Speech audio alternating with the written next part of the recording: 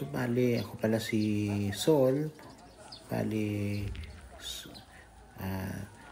ito po yung aming travel dito sa Dingalan. Bali napakaganda dito ng lugar guys. Bali sa itinerary namin pupunta kami sa Batanes of the East. Tapos dito sa cave at dito sa Tanawan Falls. So depende daw kung maganda yung panahon, pupunta kami dito sa cave. Sa ilalim ng cave may dagat, tapos may cave, maliit na cave lang naman. So ito, ito yung travel namin dito. Bali joiners lang kami dito guys. Ayan, nagbibigay ng instruction tungkol sa mga safety at ano mga gagawin ng aming tour guide. Galing kami sa MOA. So nagkita-kita kami sa MOA, tapos may van doon papunta na dito sa Dingalan. So ito para sa inyong safety. Dahil yung patakaran or protocol na ng guys, Dingalan na bawat turista magalayag sa Dingalan ay kailangan magsuot ng life vest. And siyempre, ayan na guys, pupunta na kami, sasakay na kami ng bangka papuntang Batanes of the East. Bali walang kalsada kasi doon papunta kaya bangka yung means of transportation.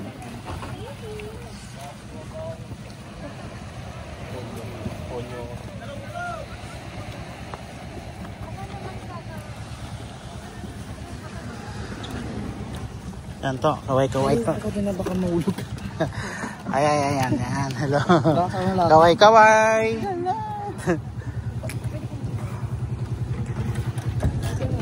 Okay.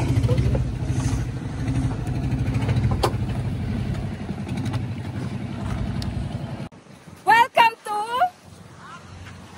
Dingalan!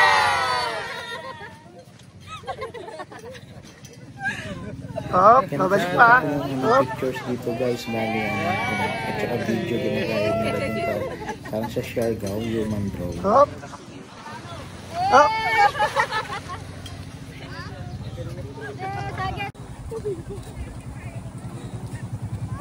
Ayun guys, ang bali dito, natin kami dito sa Batanes of the East ng Dingalan.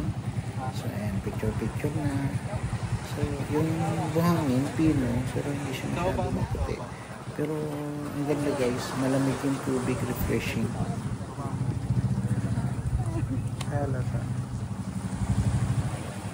Hello guys, dito tayo ngayon sa Dingalan Beach. Bali yan, magti-trekking kami mamaya papunta dun sa lighthouse kasi ito yung beach na siya guys. Maganda dito tayo.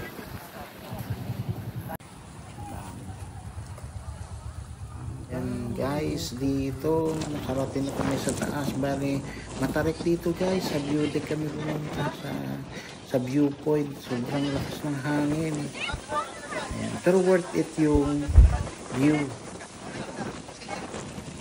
Tignan nyo naman.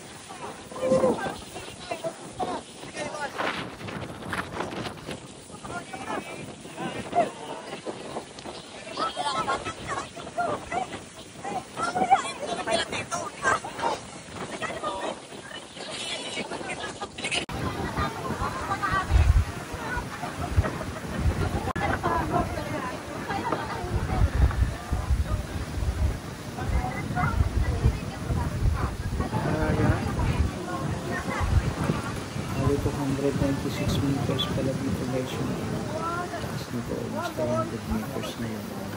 Nakyat namin ang tarik, ang taas na ng tarik guys, pero worth it.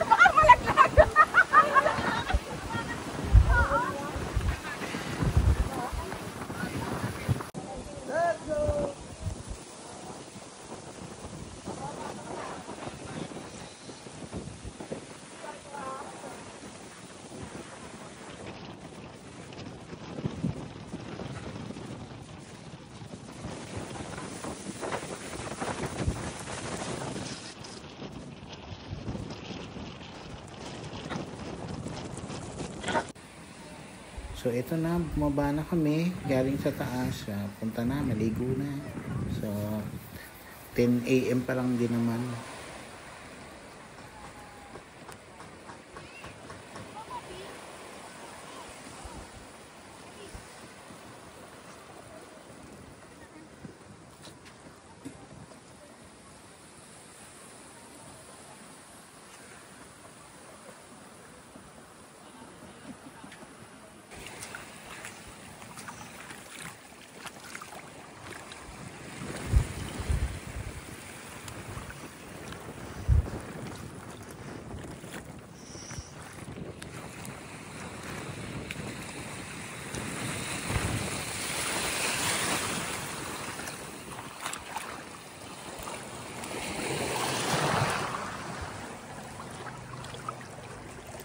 Maganda dito guys, bali refreshing yung tubig, malamig. Dito tulad sa iba na mainit, dito malamig yung tubig. Mamaya maliligo kami.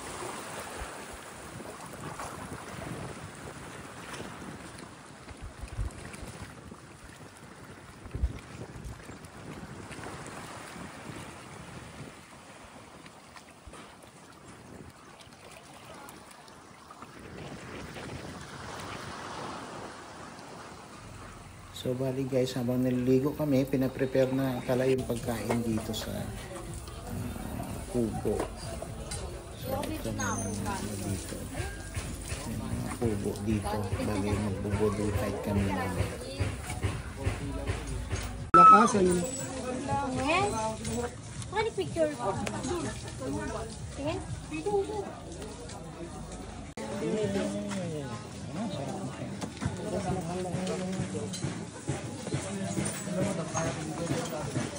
Yan.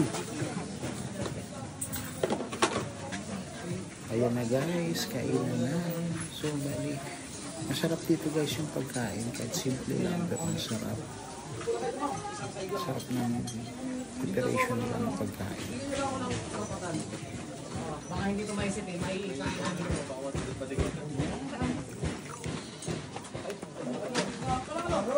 Yung bawal lang sili, magsabi lang ha. Ay, teka pala. Next stop, Gagawa ko ng sarili ng bali sili. dito guys.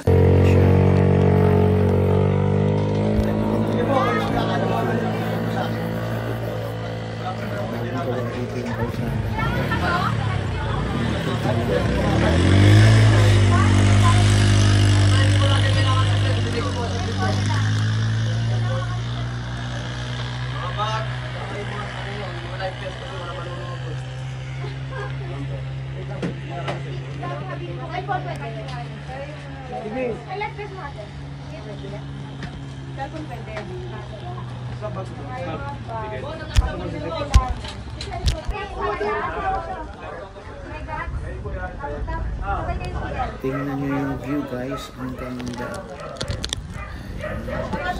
Sa ibaba nandyan yung Tanawan Falls.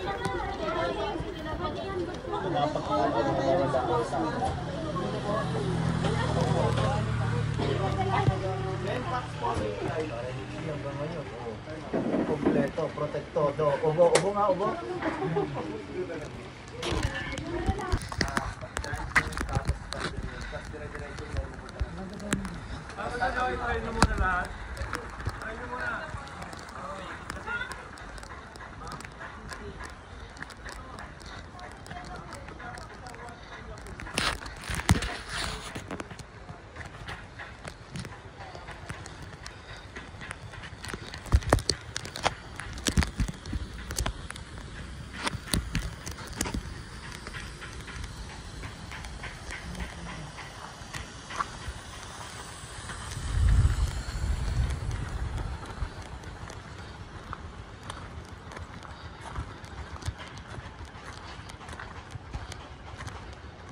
Mamaya may pinakalas na top over yung pasalubong. Parang sila parang. Oo.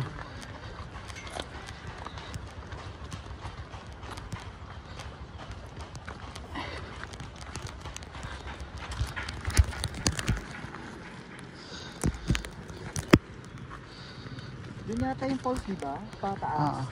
Sige lang, diretso lang. Doon lang yata.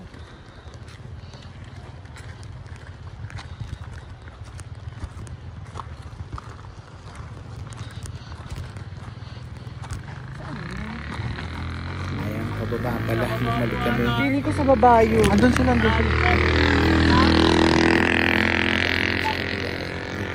Nagpas na kami. So dito guys, maganda dito na pwede ka magpa picture taking dito sa spider web.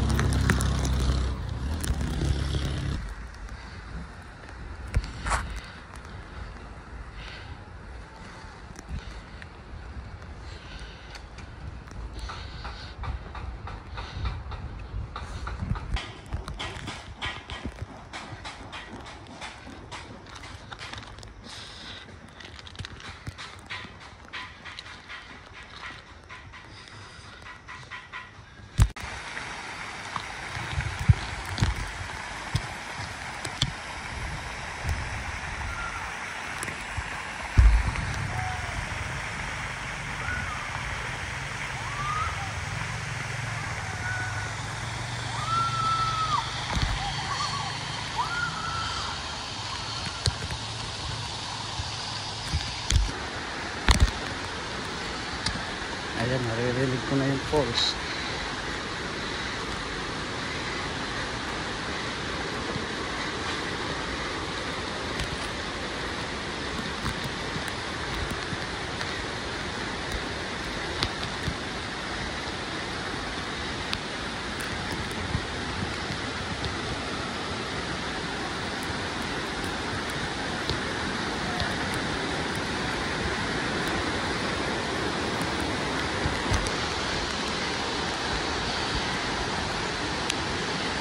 So, ito na yung falls guys. So, linaw ng tubig dito. Very clear.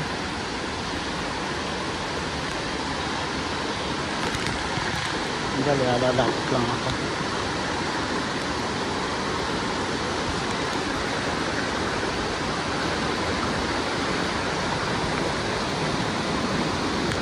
Napakalinaw ng tubig.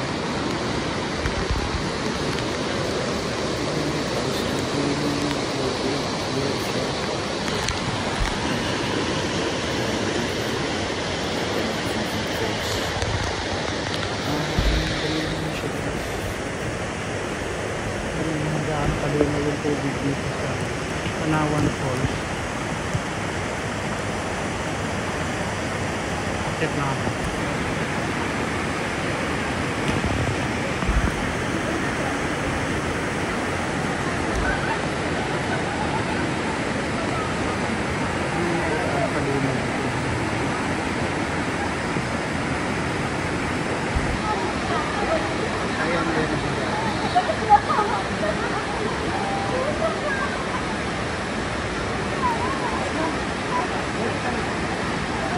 Linaw ng tubig.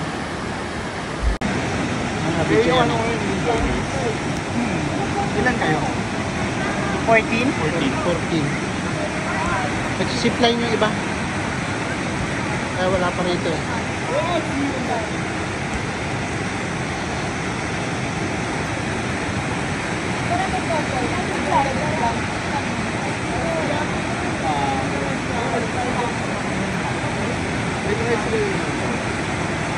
Malapit sa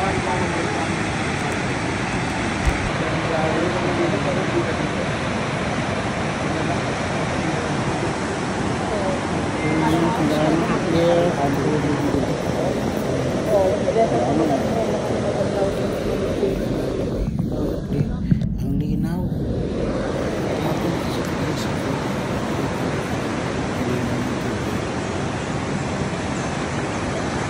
So sa lighthouse, 10 minutes na kasi kanina. Matabakin. Dapat. Iba namin kasama.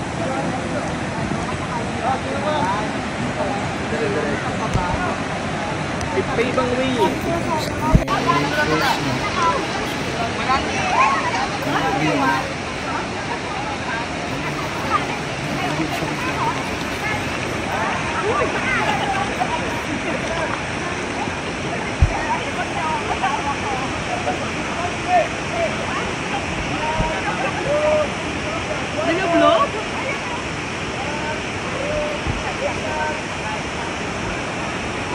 Pero huwag ka tatalan dyan, may mga mataon ka. Mga tumalong ka dyan, may mataon ka.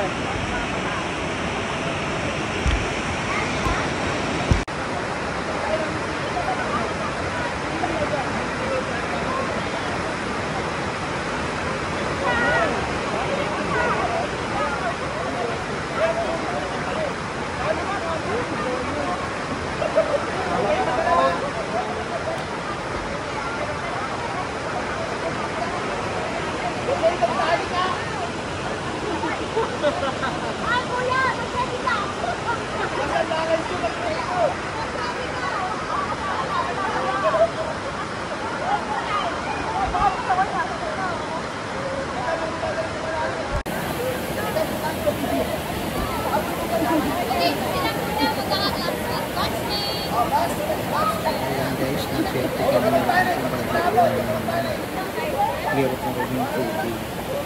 So, kasi nandito na ang entrance.